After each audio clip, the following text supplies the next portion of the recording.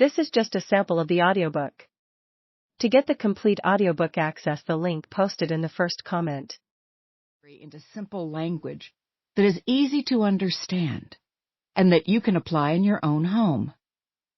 By listening to this audiobook, you have taken a step in your own journey toward finding another way to be with your toddler, whether or not your child will attend a Montessori school. You will get the tools to work together with your child, to lead them and to support them, especially when they are having a hard time. You'll learn how to set up your home to get rid of the chaos and to bring some calm to your family's life. To set up a yes space for your child to freely explore. And you'll discover how to create Montessori activities at home that are just right for toddlers. This will not happen in one day, and you are not trying to recreate a Montessori classroom. You can start small. Work with what you already have. Put away some of the toys you already have so that you can rotate them. Start to really observe the children as they follow their interests, and gradually you'll find yourself incorporating more and more Montessori ideas into your home and daily life. I hope to show you that there is another, more peaceful way to be with your toddler. To help you plant the seeds to raise a curious and responsible human being. To work on a relationship with your child that you will continue to build upon for years. To put Dr. Montessori's philosophies into practice every day. It's time for us to learn how to see through our toddlers' eyes. Why I love toddlers. Most Montessori teachers have a favorite age to work with. For me, it is working with my toddler friends. People are often confused by this preference. Toddlers can be hard work, they are emotional, and they do not always listen to us. I want to paint a new picture of the toddler. Toddlers live in the present moment. Walking down the street with a toddler can be a delight.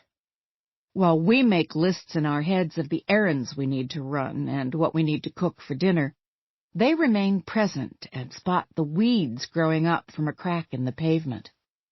When we spend time with a toddler, they show us how to be present.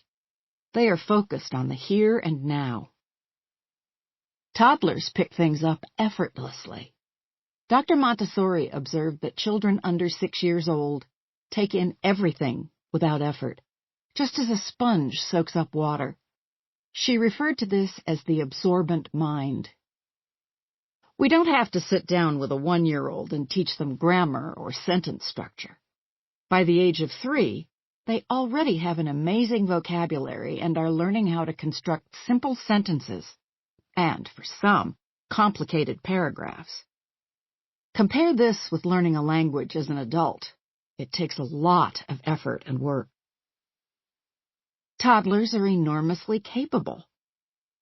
Often, it is not until we have our own child that we realize how enormously capable they are from such a young age. As they approach 18 months old, they might start to notice that we are heading to Grandma's house well before we are there by recognizing things along the route. When they see an elephant in a book, they'll run over to find a toy elephant in a basket. When we set up our homes to make them more accessible to our young children, they take on tasks with eagerness, capability, and delight.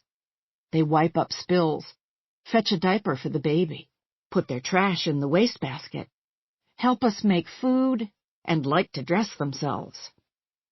One day, a repairman came to fix something in our home. I'll never forget the look on his face when my daughter, then just under 2 years old, walked past him on the way to the bedroom, changed her clothes, put some wet clothes in the hamper, and walked off to play. Clearly, he was surprised to see how much she was capable of doing for herself. Toddlers are innocent. I don't think any toddler has a mean bone in their body. If they see someone playing with a toy, they may simply think, I'd like to play with that toy right now, and take it from the other child. They may do something to get a reaction. Let's drop this cup and see my parents' reaction. or be frustrated that something did not go their way. But they are not mean-spirited, spiteful, or vengeful.